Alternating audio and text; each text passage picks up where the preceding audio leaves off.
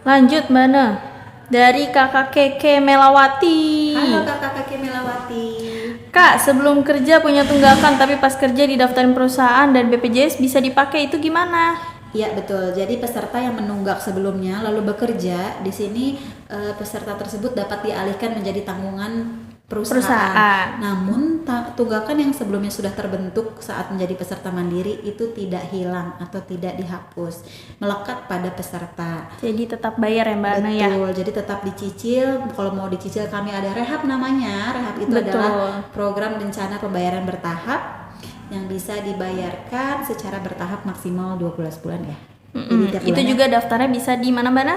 Bisa di Mobile 165 JKN. atau di aplikasi Mobile JKN. Betul. Atau kalau mau sekarang lagi teman-teman di sini ada link yang kami udah sematkan ya, itu bisa langsung diklik aja kalau mau daftar rehab rencana pembayaran bertahap gitu. Betul. Didaftarkan di sana, nanti cicilan kalian atau tunggakan iurannya bisa dilakukan pembayaran secara mencicil gitu.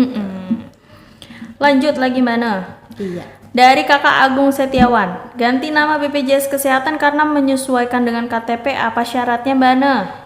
Syaratnya hanya NIK-nya sudah dipastikan sudah online ya, jadi duduk capilnya juga sudah berubah namanya sesuai dengan identitas yang baru.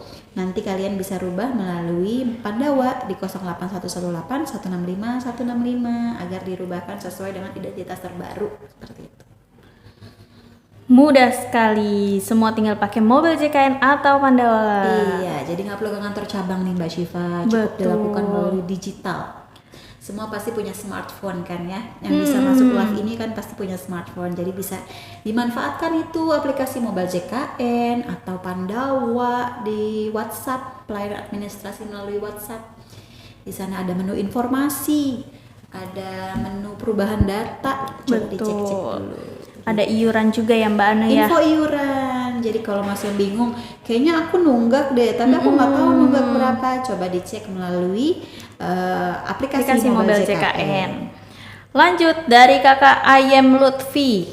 Halo, ya gimana Kak Ayem Lutfi? Kak, kenapa ya istri saya ngecek mobil JKN pakai nick sendiri yang muncul malah nama orang lain? Kenapa ya Mbak Ana? Pakai nick sendiri yang Pakai muncul nick, nama orang betul. lain, ya. Berarti kami membutuhkan validitas data peserta. Betul. Nah, untuk mengeceknya validitas data peserta gimana? Kalian bisa ke kantor cabang untuk konfirmasi data pribadi atau bisa melalui Pandawa nih ke 08118 165 165 gitu. Gampang ya? Saran saya coba di Pandawa dulu. Nanti kalau misalkan memang ada penolakan atau butuh konfirmasi lebih lanjut terkait identitas diri, bisa ke kantor cabang terdekat Kak. Betul.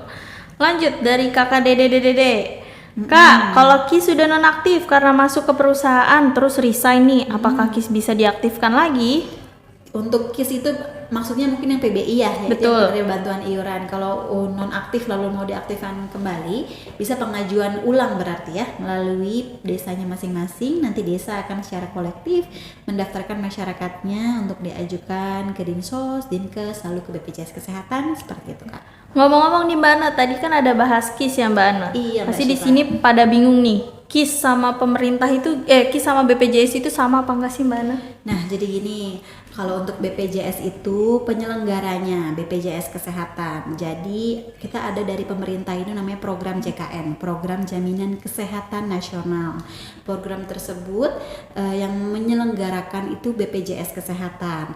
Lalu produknya adalah KIS, Kartu Indonesia Sehat. Jadi penyebutan KIS itu untuk yang tidak mampu atau yang PBI itu salah.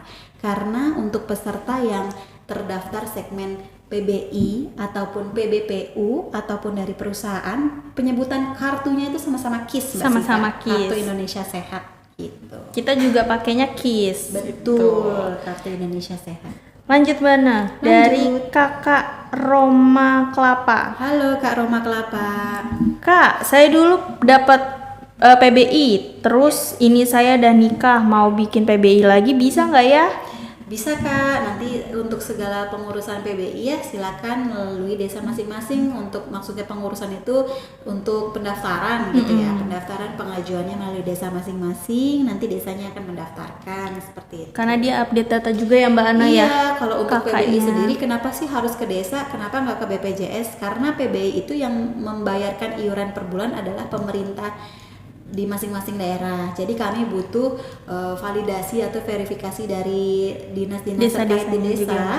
ataupun di pemerintah daerah. Kalau ini benar nih warga saya minta didaftarkan agar ditagihkan sesuai dengan yang saya ajukan gitu, menggunakan anggaran ini atau pembayaran melalui pemerintah daerah gitu. Jadi kami butuh validasi itu. Lanjut Mbak Ana, dari Kak kami. Ya. Kak mau tanya, kalau mau perpindahan alamat BPJS apa harus ke kantornya langsung apa gimana? Untuk perubahan alamat, mungkin maksudnya perubahan Vaskes kali ya, tempat berobat FKTP tingkat pertama. Kalian bisa melalui aplikasi Mobile JKN. Silakan di-download aplikasi Mobile JKN. Di situ ada berbagai macam menu. Salah satunya perubahan Vaskes, perubahan kelas, antrian online, perubahan data itu bisa di sana. Info tagihan iuran atau ada program rencana pembayaran cicilan itu bisa ada di sana. Silakan di-download aplikasinya di Play Store atau App Store. Bener Mbak Ana, fitur-fiturnya lengkap banget. Jadi tinggal download Mobile JKN di Play Store atau App Store ya. Betul. Lanjut dari Kakak Gi, saya mendapatkan KIS dari pemerintah desa di JKN masih aktif, tapi kenapa pas mau buat surat rujukan statusnya nonaktif ya Mbak Ana? Gimana maaf? Saya mendapatkan PBI dari pemerintah tuh. Iya. Nah, terus di JKN masih aktif nih, tapi kenapa pas mau buat surat rujukan statusnya nonaktif ya Mbak Ana? Kami harus cek datanya terlebih dahulu nih Kak. Kalau memang berkenan mau dibantu cekan, silahkan ke aplikasi Mobile JKN, ke menu pengaduan ya, biar dibantu dicek oleh pelayanan. Karena kalau untuk di kolom komentar agak riskan ya, itu kan data pribadi. Silahkan melalui aplikasi Mobile JKN yang sudah terjamin kerahasiaan informasinya, seperti itu. Oke. Mungkin satu pertanyaan lagi kali ya Mbak Ana untuk menutup live kita hari ini, karena kita cuman sebenarnya sampai jam 4 ya.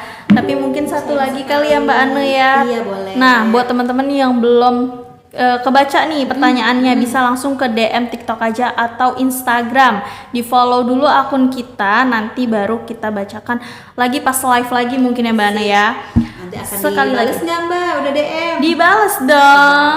Satu lagi di Mbak Ana. Ya Kak. Tapi dari pihak sorry maaf. Satu lagi Mbak Ana dari Kakak Nui. Tadi cara pengaktifkan BPJS pemerintah gimana Kak? Sekali lagi nih ya, untuk pendaftaran BPJS yang penerima bantuan iuran dari pemerintah, silakan mendaftarkan melalui desa masing-masing sesuai dengan KTP atau kartu keluarga kalian. Nanti desa tersebut akan mendaftarkan secara kolektif warganya untuk didaftarkan jaminan kesehatan. Nanti data tersebut akan diberikan ke Dinsos untuk verifikasi, lalu dikasih lagi ke Dinkes, lalu baru ke BPJS untuk didaftarkan. Betul, seperti itu. Jadi nggak perlu ke kantor cabang ya. Bener. Untuk mendaftarkan, sekarang semuanya udah serba digital. Mau perubahan data, perubahan kelas, mau nyicil data, nyicil iuran. Mau Itu lihat bisa. info iuran Info juga. iuran bisa juga melalui Pandawa. Kalau ada kendala di Pandawa, bisa kemana Mbak Syifa? Bisa ke Care Center juga 165 Betul. atau di nomor Pandawa di 08118165 Iya. Kalau Care Center 165 itu butuh pulsa Kak. Betul. Tapi kalau ke Pandawa kita butuh kuota internet. Kuota aja. Silakan di WhatsApp ya. Terus masih pada bingung kalau pengaduannya kemana, bisa ke Mobile JKN di layanan pengaduan. Iya. Itu gampang betul. banget ya, guys. Di sana. Oke, karena sudah pukul 4:02 ya Mbak Ana. Iya. Kayak kita harus menutup live pada hari ini ya. Mohon maaf yang belum bisa kita jawab pertanyaan-pertanyaannya. Nanti bisa ditanyakan di DM TikTok. Atau ada lagi di minggu depan mungkin. Bener, minggu depan kita mulai live lagi. Pantengin terus, dikasih alarm mungkin ya Mbak Ana. Terus jangan lupa follow TikTok kita. Baik, terima kasih teman-teman semua. Salam Bye-bye. sehat. Assalamualaikum warahmatullahi wabarakatuh. Assalamualaikum.